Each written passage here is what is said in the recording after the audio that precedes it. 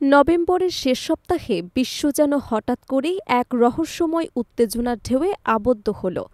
রাশিয়ার প্রেসিডেন্ট সরাসরি সতর্ক করলেন, যদি আমেরিকা নতুন কোনো পরমাণু পরীক্ষা চালায়, রাশিয়া চুপচাপ আর বসে থাকবে না। কিন্তু এই খবর রাশিয়ার কাছে আগে থেকেই কিভাবে পৌঁছাল? বিশ্লেষকদের মতে এর উত্তর লুকিয়ে আছে এক কিংবদন্তি স্পাই প্লেনে, যার নাম উদার-2। উদার-2 একটি বিমান যার অস্তিত্ব নিয়েই দীর্ঘদিন ধরে বিতর্ক রয়েছে।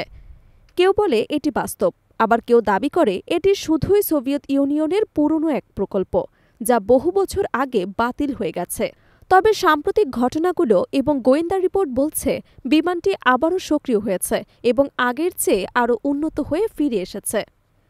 বিশ্লেষকদের মতে রাশিয়া বর্তমানে কেবল শক্তিশালী সামরিক শক্তির ওপর নির্ভর করছে না, তারা এক অদৃশ্য নেটওয়ার্কের মাধ্যমে বিশ্বের প্রতিটি বড় সিদ্ধান্ত পর্যবেক্ষণ করতে সক্ষম।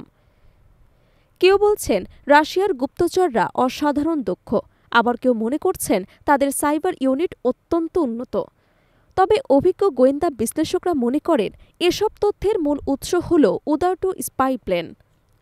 এই বিমানের প্রধান শক্তি হল অ্যারস্টেলথ প্রযুক্তি। আধুনিক বিশ্বের যে কোনো উন্নত রাডার সিস্টেম দিয়েও এটি সহজে শনাক্ত করা যায় না। বিমানটি পৃথিবীর পৃষ্ঠ থেকে প্রায় ২৬ কিলোমিটার উপরে ওড়ে, যেখানে সাধারণ যুদ্ধবিমান কিংবা মিসাইলও টার্গেট লক করতে পারে না। যখন রাশিয়ার প্রেসিডেন্ট অন্য দেশে যান, তাদের সাথে থাকা বিশাল যুদ্ধবিমান বহরকে এই বিমান নজরদারিতে রাখে। বলা হয় প্রেসিডেন্টের ভ্রমণ রুট, ফ্লাইট সিকিউরিটি এবং সামরিক ব্যবস্থা সবকিছুই এই প্লেনের মাধ্যমে সমন্বয় করা হয়।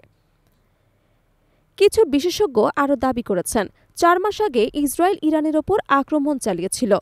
পরবর্তী দিনগুলোতে ইরানের ক্ষয়ক্ষতি কমানোর জন্য প্রয়োজনীয় গুরুত্বপূর্ণ সব তথ্য পাঠিয়েছিল রাশিয়ার স্পাই প্লেন। যদিও এই বিমান তৈরি হয়েছিল প্রায় ৪৫ বছর আগে, গোয়েন্দা রিপোর্ট বলছে রাশিয়া গোপনে এটিকে নতুনভাবে আপগ্রেড করেছে। পশ্চিমা দেশগুলো একসময় ধরে বিশ্বাস করেছিল যে এই প্রকল্প বাতিল হয়ে গেছে।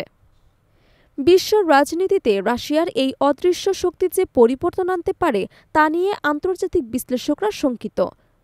বিশেষ করে রাশিয়ার প্রতিদ্বন্দ্বী দেশগুলো এখন সন্দেহ করছে তাদের সামরিক তথ্য লিক হয়ে যাচ্ছে কিনা। যদি বিমানটি সত্যিই এত শক্তিশালী হয়, তাহলে থামানোর উপায় অত্যন্ত সীমিত। বিশ্বের প্রতিটি দেশ চায় তাদের সামরিক কর্মকাণ্ড গোপনে হোক।